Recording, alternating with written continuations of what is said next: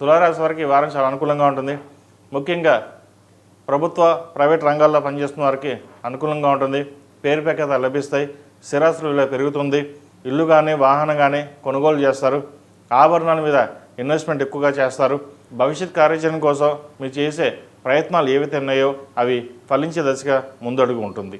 రుణాల విషయంలో జాగ్రత్త వహించండి. ఒక పర్సనల్ లోన్ తీసుకుని అప్పులు తీర్చేద్దామని అనుకుంటారు. ఆ విషయంలో జాగ్రత్త వహించాలి.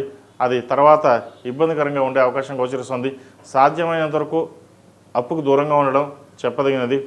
గత కొన్ని నెలల కంటే వ్యాపారపరంగా ఇబ్బంది పడుతున్న వారికి కొంతవరకు బాగుందని చెప్పచ్చు. తృతీయ షష్టమాధిపతి అయిన గురువు దశమంలో ఉన్నారు. కెరియర్ పరంగా బాగుంటుంది. లాభంలో కేతు ఉన్నారు. కేతు బలంగా ఉన్నారు.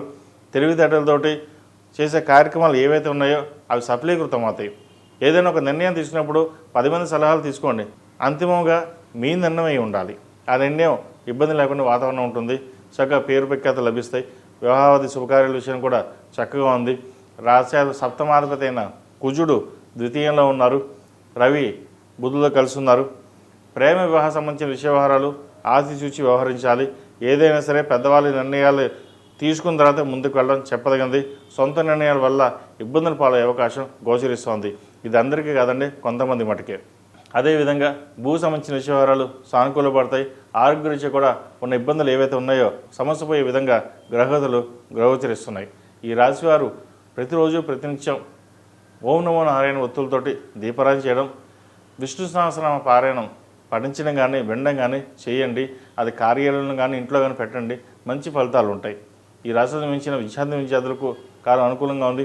చదువు మీద శ్రద్ధ ఎక్కువగా పెరుగుతుంది. కష్టపడి చదవాలి. ర్యాంకు కాకపోయినా సరే టాప్లో ఉండాలనే భావన ఎక్కువగా ఉంటుంది.